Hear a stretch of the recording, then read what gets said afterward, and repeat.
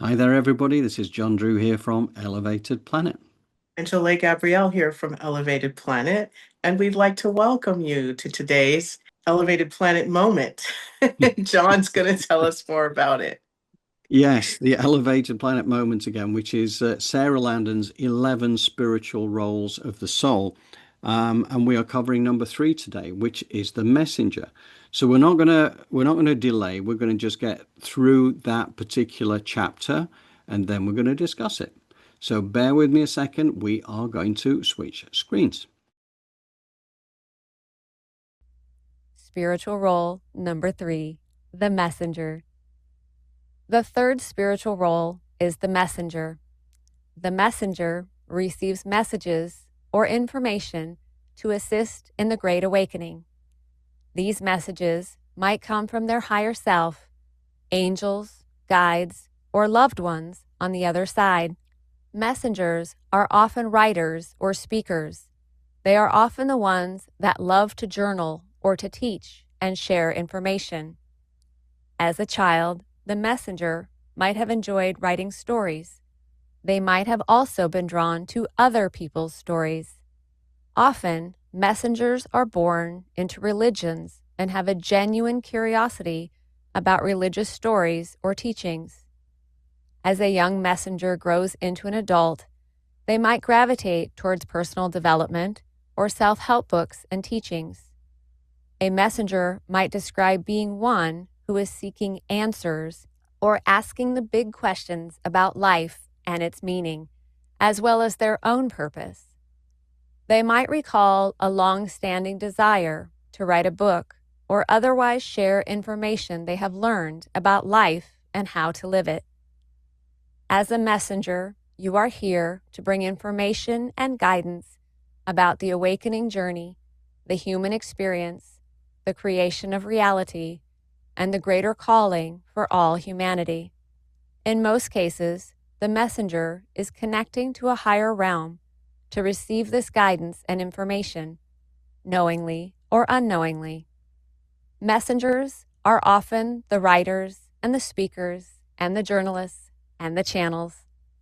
Many famous songs, movies, books, and poems were written by messengers, and most were not conscious of the roles they were playing or where the information came from. Other messengers might be conscious and aware that they are receiving these messages from their higher self or higher realms, such as channels or mystics or authors or poets. You are here to help explain to others what's happening.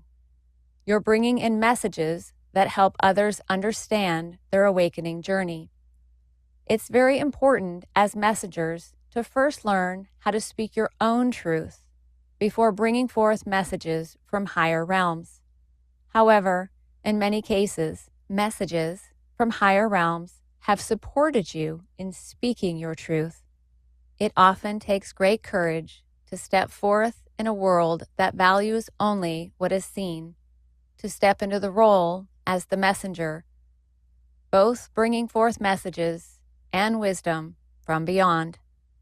Sometimes the messenger knows precisely who the message is from.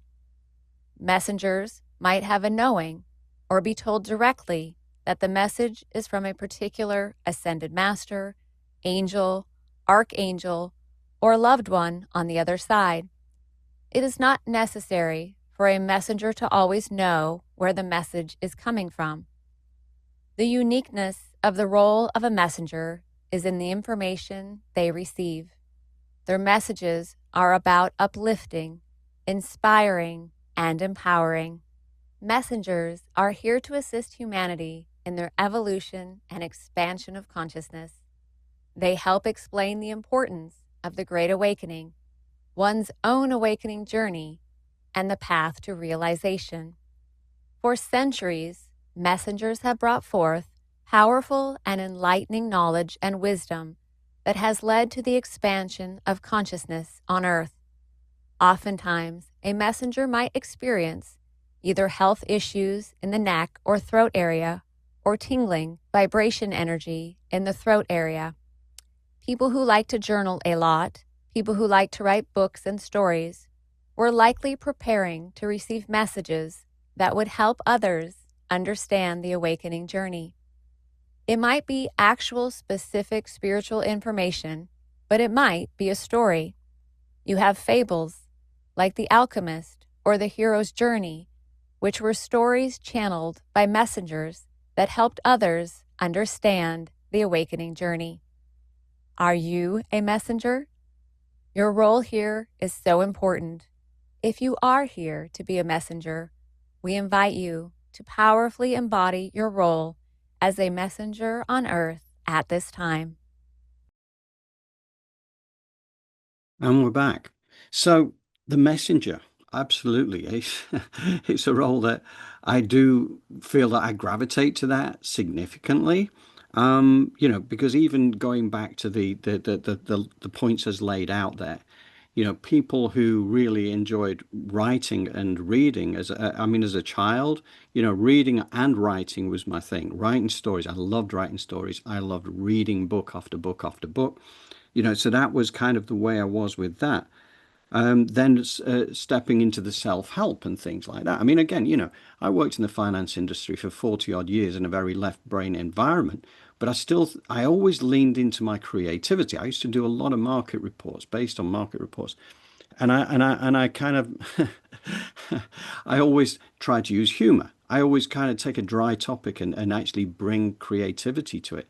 And I think that that was part of the way of being a messenger, and it was kind of almost an apprenticeship for what was going to happen later with this kind of journey with Elevated Planet and Jolé.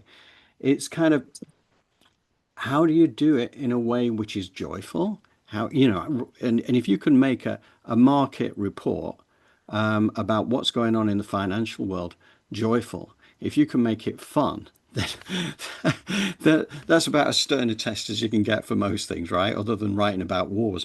So there was always that, and I did that for many years as well. So that, I think, was certainly serving me. But definitely this idea about writing a book, absolutely. I feel it's going to happen. I don't know when, but I know I'm going to be called. Well, I'll know when it happens, right? That's when I'll just feel this itch to kind of crack into the writing and just keep going and keep going. And it's going to be there, and I'm going to know what it's going to be about. But really, this has brought me into, the big question that came to me, following my reading back in May 2018. What is this nature of consciousness and the human experience all about? And really, the reason I love working with Jolé with this stuff, because obviously she is so learned with this. She's been doing it for decades. I've been doing it for a relatively short period of time, but I've learned an awful lot. But this idea about, teaching and speaking and learning, because every week that goes by with Elevated Planet, I learn so much more, because to try and teach something, you have to steep yourself in it. You have to learn it. You couldn't do that just by reading it and then moving on to the next book and the next book. You've got to learn it. So I think it's been part of my journey, and there's no accident that Jolé and I kind of got together in February 2020, because this was what was supposed to happen. You got to have an experienced practitioner alongside somebody who's coming out of the mainstream and forging their way through and trying to make sense of everything. So I think it's brilliant that not only that for myself as a messenger, but also to be working with Jolé as a messenger to take this forward into a community where we know that individually we are powerful. As a community, we are enormously powerful. And that is what we're, and this is why I don't worry about the fact now that we don't have thousands and thousands of people who are on this journey with us. I'm happy that we have, like, a core of really of people that we work closely with, who are there week in, week out, because that's the bond, that's the strength that comes from this, and it builds outwards and it builds outwards, and I know it builds outwards. So anyway, that is what I am going to say off the top of my head, and I am going to, Jolé, tell me about it. Well, she's so eloquent in the way in which she is describing each one of these 11 souls, and messenger is a very important one because, first of all, it's about receiving the messages from the spirit, first and foremost, or from that which is within you. So that takes third eye development. And I like to remind people to go easy on themselves because we've spent year after year after year being programmed and conditioned to listen to what's going on outside of ourselves instead of what is happening on the inside. And oftentimes, as children, our truths are seen as, sort of daunting, or, oh, don't say that, be quiet. No, when you're speaking your truth, so you learn how to sort of oppress that third eye and that guidance from the higher self. But now that we are waking up and remembering, we all have that messenger spirit within us. And the one thing I'd like to say, if you're doing this work, right? If you're working in this field of clairvoyance and working with chakras and people's energies, we don't send a message out without first asking for someone's permission. Is it the spirit has spoken with me? Is it okay if I give you this message? And that way you stay from entangling yourself in others' karma when you are delivering the message. Now, if you're a journalist or you're writing and you're sharing, people clicking on the button to open up your article or paying for your book is them giving their permission to take in that material. But when you're working in the spiritual realm, it's a little bit different because oftentimes in that area, we are the most vulnerable. Now, we're vulnerable, we can be on every level. But the fact that we no longer have the third eye and we're told that 92% of our brain is junk, and it's not. All of that stuff was useful. It used to be our messenger center, used to be our and all of these things were interconnected. I was going to say it used to be our creativity center, but everything was so interconnected in a way that we could use our sound to levitate, we could send messages, we could transubstantiate, isn't it? Where you could move from one place to another, things like that. We could move, it's a beautiful thing to remember who you are and the power that we possess. And not only that, once we know that and we open up and unlock that, to share it as a messenger is a privilege. And it's also a place for some of you to begin. Let me ask these questions. Let me share. Let me deliver these messages that are coming in. But the deliverance should first and foremost be to us internally and within. And then once that resonates, we can then begin to share with permission. Yeah, yeah. And it's one of the things that I always do, particularly when we're doing the live show. On that day, I will always be asking more than once about, opening myself up as a channel for divine wisdom and for divine enunciation, so Yes. that when I speak and it flows and it comes through. And again, I just, to me, I'm here to learn, and I'm Hmm. here to work, obviously offer this out to the community along with you, Jolé, to kind of, bring it to a point where we can embody it through meditation. Um, but also, I am always super, super conscious of the fact that people are completely permitted to see it as deluded nonsense, right? Because to your point, this is not insisting that people believe what we say, because everybody's on a different journey and everybody's at Mhm. different stages of different journeys. So it's kind of, you put it out there with integrity, your truth, but your truth Mhm. doesn't always make it the same as everybody else's truth. And that's something that I feel I always have to honor that.